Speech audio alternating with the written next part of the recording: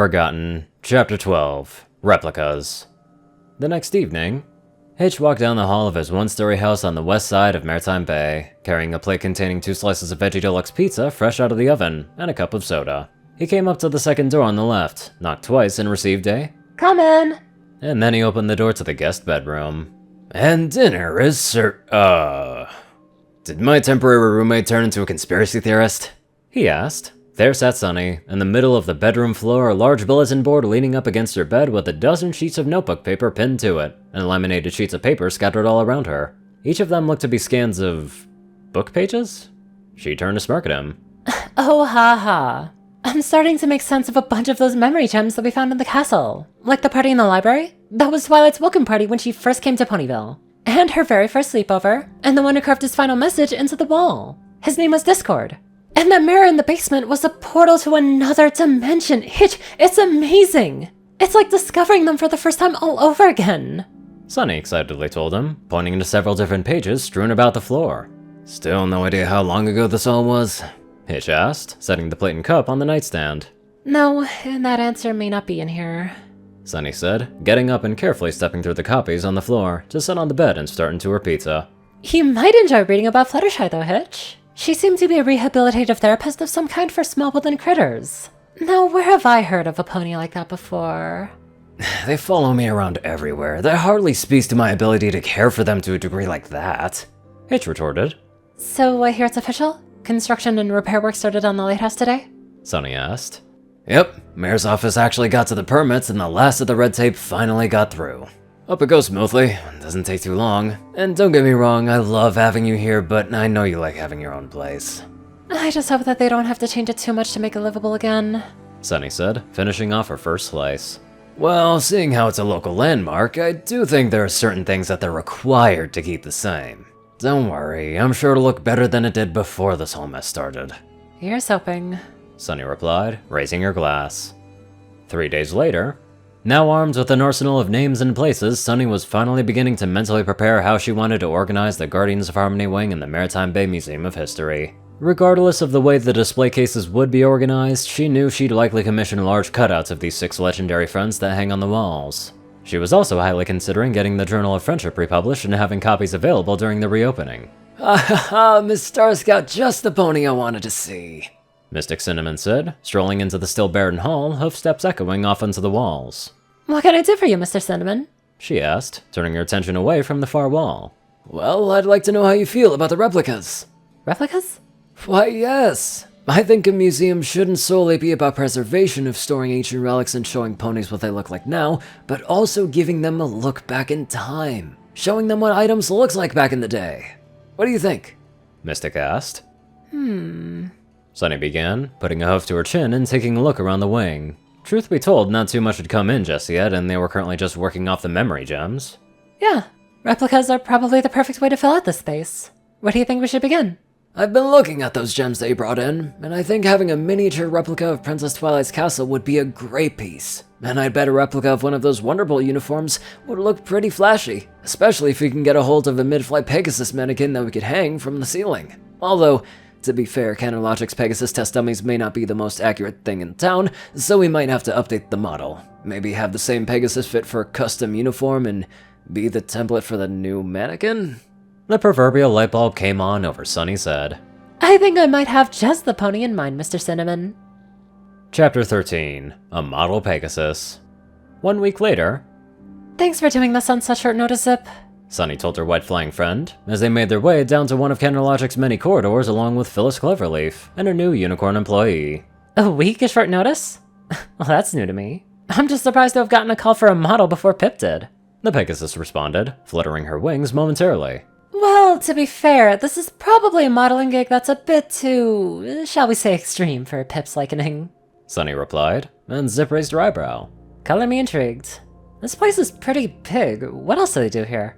We used to design and mass-produce devices that, protected Maritime-based citizens from hypothetical abductions and attacks from unicorns and Pegasi. No, I am no longer proud of it, and we are still going through a massive rebranding as part of their unification. Phyllis said. Aren't we all? Zip agreed, remembering how Zephyr Heights was going through quite some significant changes as well, now that the entire populace could fly. The Royal Guards were getting a crash course in all the possible meanings of the words air traffic control. You haven't told me a whole lot about what this is gonna entail, Sonny. What gives? The Pegasus asked, as they turned a corner.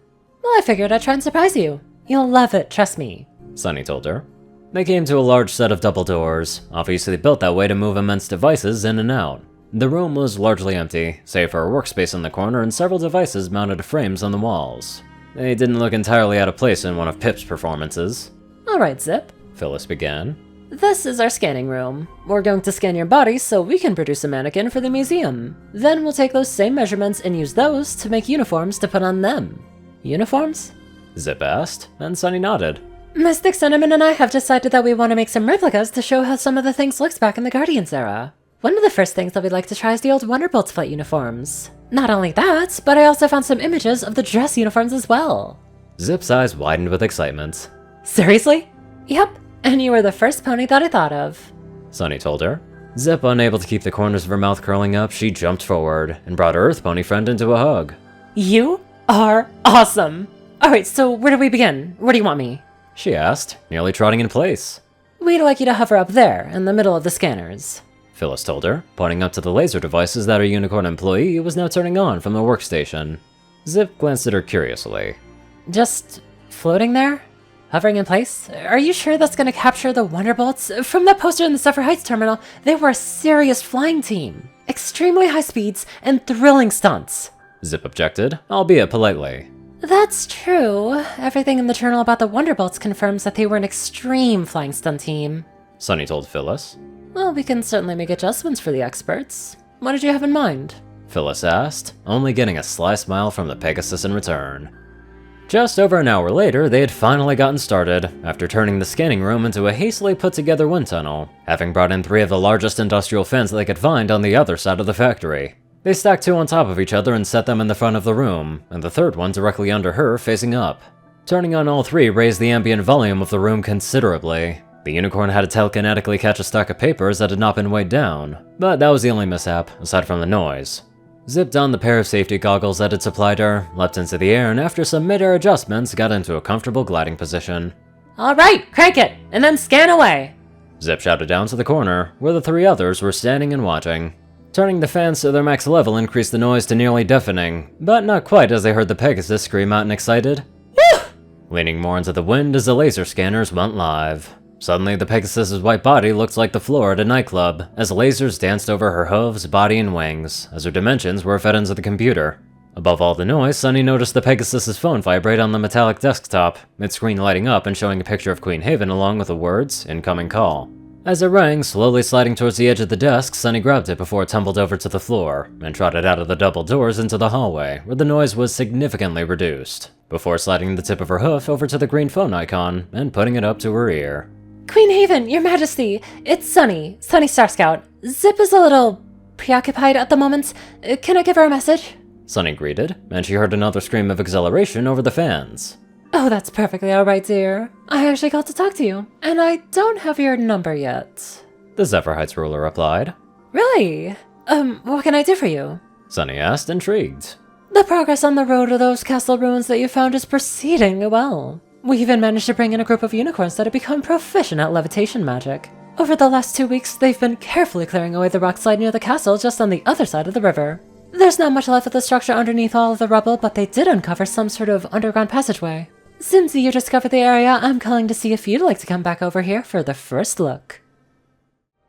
Now, I could be wrong on this, but maybe it's somehow the School of Friendship. Just taking a wild guess on that. Because they already found the castle, and the School of Friendship is sorta nearby, so it's a possibility. Anyways, let's get on to our wondrous donators. Top donators Peter Coulthard, J10 Man, Darkside, Gauntlet, and only one thing. Zar630, Rayden, Narwhals, Blackmoonheart, Pastel Skies, Austin Roland, Crazy Killer 557, Stu Hex, Will, Omicron Lyrae, Chris, Dospo, Delta Omega, Jack Hadge, Runeslight9852, Madman Stan, Leslie Prickett, Drake Lovedragon, Hunter Norman, Stephen Bingham, Line God 12, Sorcerer Constantine, Hudzaza, Convair, and many more amazing people. Thank you all so much for watching this video and live life to the fullest.